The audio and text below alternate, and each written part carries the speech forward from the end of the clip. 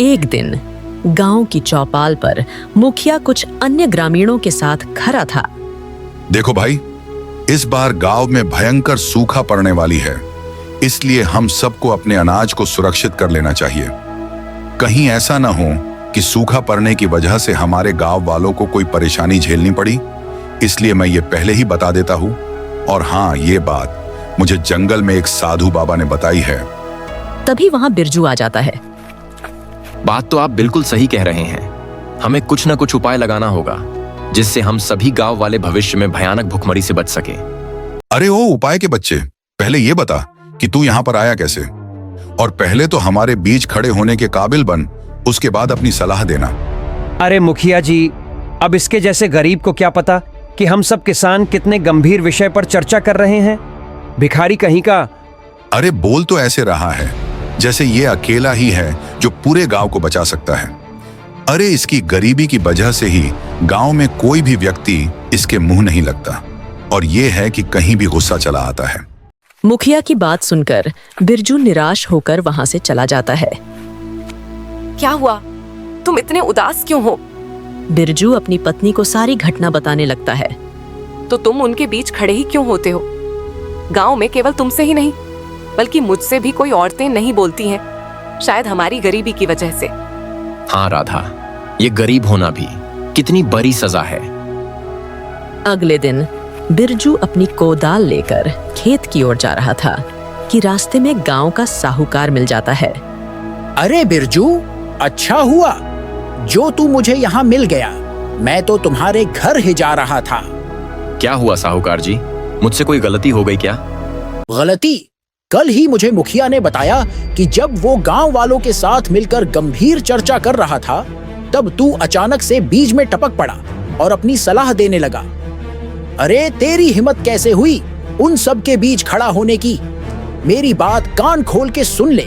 आइंदा से कभी भी गांव के सम्मानित लोगों के बीच खड़े होने की कोशिश मत करना, नहीं तो मैं तेरी टांगे तोड़ दूंगा।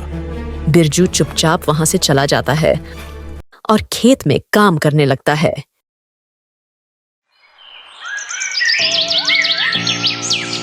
कुछ दिन बाद गांव में भयंकर सूखा पड़ जाता है। गांव की धरती फट चुकी थी और कुएं सूख चुके थे। बिरजू अपनी बंजर जमीन को चुपचाप देख रहा था। तभी उसका दोस्त हरिया वहां आ पहुंचता है। अरे बिरजू भाई, कब तक सूखे खेत को देखते रहोगे? मुझे नहीं लगता कि अब हमारा गांव कभी हरा भरा हो पाएगा। ये सुनकर बिरजू निराश होकर आकाश की ओर देखता है और गहरी सांस लेते हुए कहा, हाँ, न जाने गांव वालों से या मुझसे ऐसी कौन सी गलती हो गई है जिसकी वजह से यह सूखा पड़ा हुआ है। अरे क्या कहूं बिरजू, अब तो गांव वाले गांव छोड़ना चाहते हैं, लेकिन किसी के पास इतना धन भी नहीं बचा कि वो अपना घर छोड़कर दूसरे गांव में जाकर बस सकें, जीवन यापन कर सके। अब तो लगता है कि जंगल में जाकर घास फूस, पेड़ पत्ते यही खाकर ही जीवन गुजारना पड़ेगा। ये सुनकर बिरजू की आंखों में आंसू आ गए। मुझसे अपने गांव की गरीबी देखी नहीं जाती।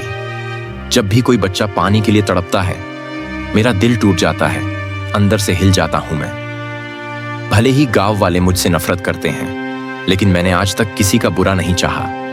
मैं समझ सकता हूं बिरजू, लेकिन पानी से ज्यादा इस समय हमारे गांव को अनाज की जरूरत है। पानी तो हम किसी जंगल में जाकर पी सकते हैं, लेकिन आखिर कब तक केवल पानी पीकर जीवित रहेंगे? सबसे महत्वपूर्ण अनाज है। ये सुनकर बिरजू निराश होकर अपने घर लौट आया।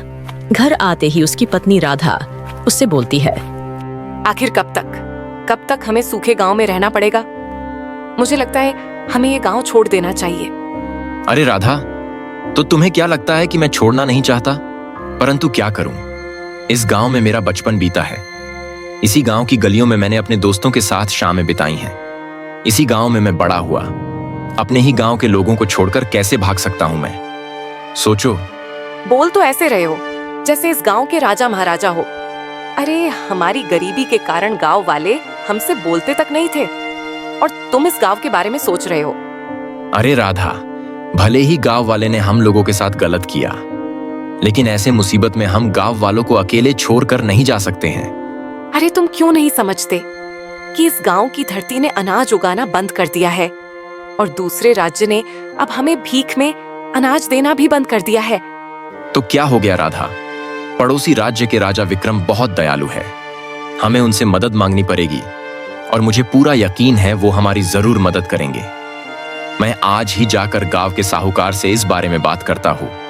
इसके बाद बिरजू साहूकार के पास चला जाता है। प्रणाम साहूकार जी। बात यह है कि आप तो देख ही रहे हैं, गांव में भूखमरी बढ़ती चली जा रही है। क्यों ना हम राजा विक्रम से मदद मांगने जाए? अच्छा, अब तेरे जैसे गरीब आकर मुझे बताएंगे कि क्या करना चाहिए मुझे। और वैसे भी तुम्हें क्या लगता है कि राजा विक्रम से गांव वालों ने मदद मांगने का प्रयास नहीं किया होगा? मैं वहां पे स्वयं गया था, लेकिन राजा ने साफ साफ मना कर दिया। उन्होंने कहा कि वो पहले ही बहुत मदद कर चुके हैं, हम और नहीं कर सकते। बल्कि उनके मंत्री ने तो ये तक कह दिया कि हमारा गांव श्रापित है। बिना मुखिया के गांव ऐसा ही होता है साहूकार जी। कुछ भी कहो, मुखिया जैसा भी था, लेकिन वो समय पर अच्छी सलाह तो दिया करता था। न जाने वो कहां लापता हो गया, और वो अपने साथ साथ इस गांव की खुशहाली भी ले गया। सही कह रहे हो बिरजू, मुखिया का परिवार भी बहुत परेशान रहा, लेकिन मुखिया का कुछ पता नहीं चला। जंगल का कह कर गया था और आज तक लौटा ही नहीं। उसके जाने के बाद गांव में कभी खुशहाली नहीं आई। हाँ साहूकार जी, मुझे भी समझ नहीं आता है। पता नहीं किसकी नजर लग गई है हमारे गांव को। अरे और किसकी लगी होगी? तुम्हारी ही लगी होगी। अरे जिस गांव में तेरे जैसे गरीब रहेंगे, वो गांव बर्बाद ही होंगे ना। चलो जाओ यहाँ से। बिरजू उदास होकर वहां से चला जाता है। तभी 10 वर्ष का बच्चा उसके पास आ पहुंचा। चाचा मुझे भूख लगी है। मेरे घर में 2 दिन से कुछ भी नहीं बना। इतना कहकर वो बच्चा बेहोश हो गया। बिरजू की आंखों में आंसू आ गए। वो गांव की ओर नहीं गया, बल्कि जंगल की राह पकड़ लिया। एक पेड़ के नीचे बैठकर फूट फूट कर रोने लगा और आकाश की ओर देखकर बोला, हे भगवान, मुझसे मेरे गांव की गरीबी नहीं देखी जाती। भगवान कुछ मदद करो। तभी एक आवाज आता है, समझ ले, तेरी भगवान ने सुन ली। इतना सुनकर बिरजू चौंक जाता है। जैसे ही उसने ऊपर देखा तो एक चिड़िया उसकी ओर देख रहा था। चिड़िया को देखकर बिरजू डर जाता है। मुझे देखकर डरने की जरूरत नहीं है बिरजू। कुछ देर पहले तुम भगवान से प्रार्थना कर रहे थे। तुम्हारी आंखों में गांव के लिए आंसू देखकर मुझे बहुत अच्छा लगा। लोग तो अपने लिए रोते हैं, जो दूसरों के लिए रोते हैं ना, वही सच्चे दिल वाले होते हैं। ऐसे लोग संसार में दुर्लभ होते हैं। वो तो ठीक है, लेकिन कौन हो तुम?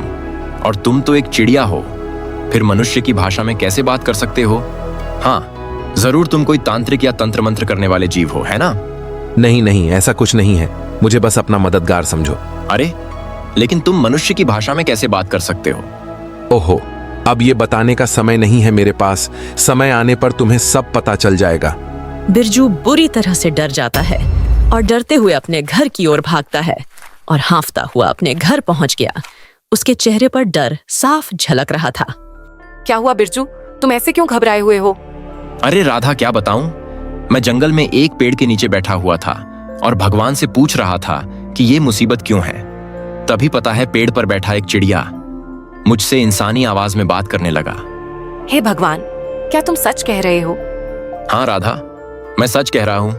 कहीं ये तुम्हारा वहम तो नहीं था? अरे नहीं, मेरा कोई वहम नहीं है। मैंने उससे बात की है। पहले ही हम भूख, गरीबी और भूखमरी से परेशान हैं। ऊपर से गांव में पहले ही तरह तरह की अफवाह उड़ रही है कि ये गांव शापित है, और अब जंगल के पक्षी भी इंसानी आवाज में बात करने लगे हैं। मैं तो कहती हूँ इस गांव को छोड़ देते हैं। क्या भरोसा, कल को कोई चीता भी बात करने लगे और हमें खा जाए।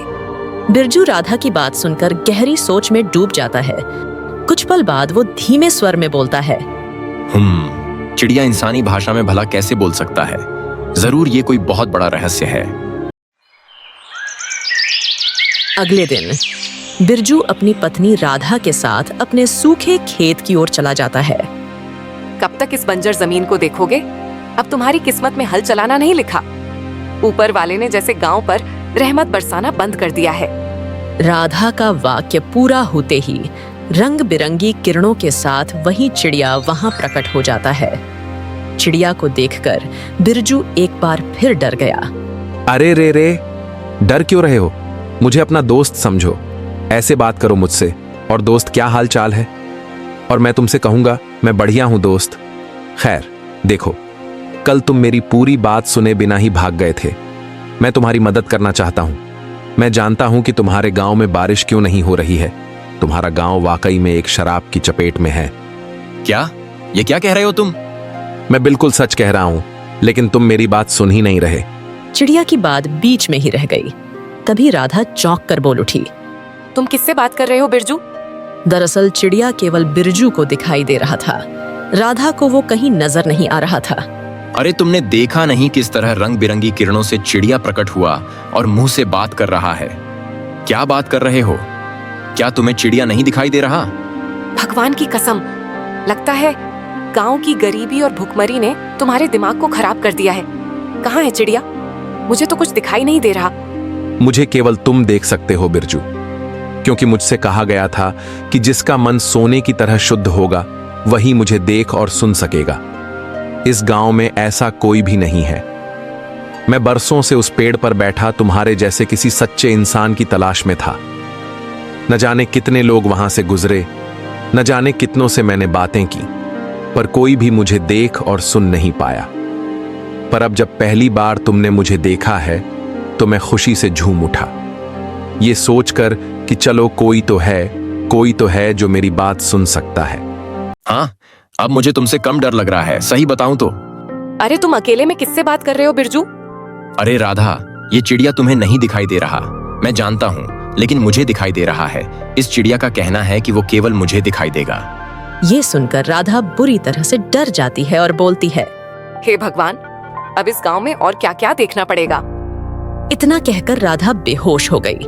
बिरजू राधा को उठाने ही वाला था कि तभी चिड़िया बोला, डर की वजह से बेहोश हो गई है, चिंता मत करो, कुछ देर में होश आ जाएगा। अच्छा, अब मेरी बात गौर से सुनो। इससे पहले कि श्राप पूरे गांव को निगल जाए, तुम्हें इस गांव को श्राप से मुक्त करवाना होगा, और मुझे भी। क्या मतलब? यूं समझ लो कि इस गांव से ही मेरा श्राप जुड़ा हुआ है। बस इससे अधिक मैं कुछ नहीं बता सकता। परंतु श्राप कैसे दूर होगा, मैं ये बता सकता हूं। सुनो, तुम्हारे गांव में मुखिया के बाद गांव के लोग सबसे अधिक किसकी बात मानते हैं, बताओ? बिरजू गहरी सोच में डूब गया और बोला, हमारे गांव में वैसे तो मुखिया वर्षों पहले लापता हो गया था। उसके बाद देखा जाए तो अगर गांव में सबसे ज्यादा किसी की बात मानी जाती है तो वो तो साहूकार है। वैसे साहूकार भी मुखिया के बराबर ही माने जाते हैं, लेकिन हाँ, मुखिया से वो बहुत अलग हैं, क्योंकि मुखिया लालची था। और जो दिखता है वो होता नहीं। साहूकार के ऊपर नजर रखो, तुम्हें बहुत कुछ पता लगेगा। साहूकार की सच्चाई जानना बहुत जरूरी है। क्या मतलब? जो कहा है वो करो, तुम्हारी विचारधारा साहूकार को लेकर बदल जाएगी, बस नजर रखो। इतना कहकर चिड़िया रंग बिरंगी किरणों में बदलकर गायब हो जाता है और कुछ देर बाद राधा होश में आ जाती है। बिरजू राधा को सहारा देकर घर ले जाता है और पूरी घटना उसे बताने लगता है। कुछ देर बाद बिंदिया सामान्य हो गई और बोली, मुझे तो चिड़िया की बातों में कोई सच्चाई छुपी लगती है। अगर वो कह रहा है कि साहूकार पर नजर रखो, तो जरूर कुछ होगा, हमें नजर रखनी चाहिए। अगले दिन रात के घने अंधेरे में बिरजू चुपचाप साहूकार के घर के बाहर जाकर खड़ा हो जाता है। अंदर साहूकार अपनी पत्नी आरती से बात कर रहा था। आखिर कब तक हम इस गांव में ऐसे ही रहेंगे? तुम्हारे पास इतना धन है, फिर कब तक गरीब होने का दिखावा करते रहोगे और गांव वालों की आंखों में धूल झोंकते रहोगे? अरे बकवास बंद कर आरती, तुझे पता भी है सारा धन मुखिया के पास है। मैंने उसे सारे धन को छुपाने के लिए जंगल भेजा था। वो मुखिया आज तक वापस ही नहीं आया। तुमसे बड़ा मूर्ख मैंने नहीं देखा। अपने लालची मित्र मुखिया को पहचान नहीं पाए। वो तो कभी वापस आएगा ही नहीं और हम खाली हाथ रह गए। कितनी मुश्किल से तुमने राजा विक्रम के सामने गांव की भूखमरी का रोना रोकर इतना सारा धन लिया था। सोचा था उस धन से अमीरों की तरह जिएंगे, लेकिन सारा धन मुखिया ले गया। ये सुनकर साहूकार गहरी सोच में डूब गया और बोला, हाँ, मुखिया लालची जरूर था, लेकिन मेरा मित्र भी था। अगर वो भागने वाला होता तो उसका परिवार आज भी यहाँ क्यों होता? मुझे तो ऐसा लगता है कि जरूर वो किसी मुसीबत में है। मैंने उसे जंगल में बहुत तलाशा, लेकिन कुछ मिला नहीं। हे भगवान, आखिर हमें कब तक ये दिन देखने पड़ेंगे? मत भूल कि वो मुखिया भी राक्षस का पुजारी था और उसी की पूजा की वजह से हमें ये सब कुछ पता चला कि गांव में इतना भयंकर सूखा पड़ने वाला है। और हाँ, उसने ये भी सलाह दी थी कि हमें राजा विक्रम के पास जाना चाहिए और सूखे की भविष्यवाणी को लेकर ढेर सारा धन मांगना चाहिए। अब क्योंकि राजा विक्रम साधुओं का बहुत सम्मान करते हैं, इसलिए हमने झूठ बोला कि ये भविष्यवाणी जंगल में रहने वाले एक साधु महाराज ने की है। देखा जाए तो सब कुछ योजना के मुताबिक हुआ था। वो धन लाने में हम सफल हुए थे और हम चाहते थे कि अपने खेत, अपनी जमीन, जायदाद गांव वालों को मूर्ख बनाकर बेच दें और खजाना लेकर यहां से चले जाएं। पर यही तो गड़बड़ हो गई। जब तक हम जाते हमने सोचा कि खजाने को सुरक्षित रखना चाहिए और मैंने दे दिया मुखिया को कि जा भाई, इसको किसी सुरक्षित स्थान पर रख दे। बस इसके बाद से वो कभी लौट कर आया ही नहीं। बाहर खड़ा बिरजू ये सब सुनकर बुरी तरह चौंक गया। उसके चेहरे की हवाइयां उड़ चुकी थीं। वो दबे पांव वहां से हट गया और साहूकार के घर से दूर एक पुराने पीपल के वृक्ष के नीचे जाकर बैठ गया। तभी वहां पर अचानक रंग बिरंगी किरणों में वही चिड़िया प्रकट होता है। उसकी आंखें चमक रही थीं और उसकी आवाज में एक अजीब रहस्य से समाया हुआ था। तो तुम्हारा चेहरा बता रहा है कि तुमने साहूकार और उसकी पत्नी की बातें सुन ली हैं। हाँ, सुनी है। और मुझे यकीन नहीं हो रहा कि साहूकार और मुखिया इतने घटिया किस्म के इंसान हो सकते हैं। वो भगवान के नहीं बल्कि राक्षस के पुजारी थे। अब तो मुझे लगने लगा है कि गांव में जो सूखे की भविष्यवाणी थी वो असली नहीं थी। असली वजह तो उनकी राक्षस की पूजा रही होगी। और ये भी लग रहा है कि कल साहूकार ने जो राजा विक्रम से मदद की बात की थी वो भी झूठ था। तुम सही कह रहे हो, क्योंकि साहूकार अब दोबारा कभी भी राजा विक्रम के पास नहीं जाएगा, और जाएगा भी तो कौन सा मुंह लेकर जाएगा। राजा विक्रम तो पूछेगा कि उसने जो खजाना दिया था वो कहां गया। खैर वो सब छोड़ो। वैसे मैं जानता हूं कि वो खजाना कहां छिपाया गया है। क्या? तुम्हें कैसे पता? तुम सवाल बहुत करते हो, ये क्या, वो क्या, ऐसे कैसे। चुपचाप तुम मेरे साथ चलो। मैं चाहता हूं कि ये श्राप अब जल्दी से खत्म हो जाए। चलो जल्दी से तुम मेरे पीछे आओ। इसके बाद बिरजू उसके पीछे पीछे चलने लगता है। कुछ देर बाद वो दोनों एक डरावना जंगल में पहुंच जाते हैं, जहां से पेड़ों की परछायां भी कांप रही थीं। चारों ओर एक अजीब सन्नाटा छाया हुआ था। बिरजू डरते हुए चिड़िया से बोलता है, अरे चिड़िया, ये जंगल तो बहुत डरावना है। हम किस ओर जा रहे हैं? डर से बड़ा कोई भरम नहीं होता बिरजू। चलो हम गुफा के करीब पहुंच चुके हैं, आओ जल्दी। बिरजू और चिड़िया जैसे जैसे जंगल के भीतर बढ़ते गए, हवा और भी ठंडी होती गई। कुछ ही देर में उनके सामने एक विशाल चट्टान आ गया, जिसके बीचों बीच एक अंधेरी और गहरी दरार जैसी गुफा का द्वार था। उस द्वार से भीतर झांकने पर कुछ भी नहीं दिखता था, बस एक ठंडी और भारी हवा बाहर की ओर बह रही थी। ऐसा प्रतीत होता था मानो गुफा स्वयं सांस ले रही हो। इसी गुफा में छिपा है वो खजाना। बिरजू चिड़िया के पीछे पीछे उस रहस्यमय गुफा में चला जाता है। भीतर पहुंचकर उसकी आंखें चौंधिया गए। वहां ढेर सारा खजाना रखा हुआ था। बाप रे, इतना सारा खजाना! राजा विक्रम ने अपना आधा खजाना साधु के नाम पर दे दिया था। ये तो उसका कुछ अंश है। अब तुम्हारे सामने दो रास्ते हैं, या तो इस खजाने को लेकर अपने गांव लौट जाओ और सबकी मदद करो, या फिर अपनी पत्नी को साथ लेकर इस खजाने के साथ कहीं दूर जाकर जीवन भर अमीरी में रहो। अरे बकवास मत करो। तुम जानते हो कि मेरे लिए ये खजाना कुछ भी नहीं है। मैं तो बस इतना चाहता हूं कि मेरे गांव के लोग भूख से न मरें। मुझे आज भी याद है वो बच्चा मेरे पास आया, भूख भूख कहते हुए बेहोश हो गया। नहीं नहीं, मेरे लिए इस खजाने की अहमियत बस इतनी है कि मैं सबकी मदद करूं, बस। तभी वहां एक साधु प्रकट हो जाता है, जिसे बिरजू ने पहले कभी नहीं देखा था। बिरजू, तो तू यह चाहता है कि तेरा चमेलीपुर फिर से हरा भरा हो जाए और आकाश से पानी की बूंदें बरसने लगे। बता। प्रणाम साधु महाराज। अगर मेरा गांव फिर से हरा भरा हो जाए, सूखा समाप्त हो जाए, तो मैं इस खजाने को देखना भी नहीं चाहता। नहीं चाहिए मुझे खजाना। बिरजू के इतना कहते ही वह चिड़िया रंग बिरंगी किरणों के साथ बदल गया। अब वहां मुखिया खड़ा था। ये देखकर बिरजू स्तब्ध रह गया। मुखिया जी आप? हाँ, मुखिया ही श्राप की वजह से चिड़िया बना दिया गया था। मुझे मुखिया और साहूकार के बारे में सब पता चल गया था। वो भगवान के नहीं, राक्षस के पुजारी थे। एक दिन राक्षस इनकी पूजा से प्रसन्न हुआ और प्रकट हो गया। राक्षस ने दोनों को बताया था कि कुछ समय बाद गांव में भयंकर सूखा पड़ेगा। उसने कहा कि राजा विक्रम से एक भविष्यवाणी के नाम पर खजाना मांगो। राजा संतों का बहुत आदर करता है। बस इसी का फायदा उठाकर मुखिया और साहूकार ने राजा से आधा खजाना प्राप्त कर लिया। साहूकार ने ही मुखिया से कहा था कि वो खजाना कहीं छिपा दे, और मुखिया इसी गुफा में खजाना छिपाने आया था और तभी मैं वहां पहुंच गया। मैंने उसे बहुत समझाया कि असली प्रकोप उसकी राक्षस पूजा की वजह से ही आने वाला है, मगर वो नहीं माना। तो फिर मैंने उसे श्राप दे दिया कि ये चिड़िया बन जाए, और चिड़िया बनते ही मुखिया रोने लगा। तब मैंने कहा था कि जब कोई ऐसा व्यक्ति आएगा जिसका हृदय सोने जैसा निर्मल होगा, वही उसे देख सकेगा, सुन सकेगा, और वो व्यक्ति खजाने तक पहुंचेगा तो मुखिया मुक्त हो सकेगा। और तुम वही व्यक्ति हो। अब चमेलीपुर में कभी भी सूखा नहीं पड़ेगा, निश्चित रहो।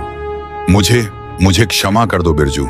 मैं अपने पापों की सजा भुगतने को तैयार हूं। मुझे क्षमा कर दो। बिरजू ने मुखिया को और खजाने को साथ लेकर गांव की ओर प्रस्थान किया। गांव में पहुंचते ही सभी लोग खजाना देखकर चकित रह गए। साहूकार डर के मारे कांपने लगा। डर क्यों रहे हो साहूकार? तुम्हारी असलियत अब सबके सामने आ चुकी है। तभी वहां राजा विक्रम अपने सैनिकों के साथ पहुंचा। गांव में भीड़ देखकर वो चौंक गया। बिरजू ने राजा को सारी घटना विस्तार से बता दी। अच्छा, तो ये बात है? क्या है कि कुछ समय से हमें खबर मिल रही थी कि इस गांव में भयंकर सूखा पड़ा है। हम स्वयं देखने आए, मगर ये जानकर हमें अत्यंत खेद है कि इस गांव के 2 लोग इतने पापी निकले। राजा विक्रम ने सैनिकों से कहा कि साहूकार और मुखिया को बंदी बना लिया जाए। अब ये खजाना मैं तुम्हें सौंपता हूं बिरजू। मुझे तुम पर पूर्ण विश्वास है कि तुम इसका उपयोग गांव वालों की भलाई के लिए ही करोगे। इतना कहकर राजा विक्रम अपने सैनिकों के साथ साहूकार और मुखिया को बंदी बनाकर ले गया। उसके जाते ही आकाश में बादल घेर आए और घंघोर वर्षा होने लगी। खेत लहलहाने लगे, तालाब भर गए और चमेलीपुर फिर से हरा भरा हो गया।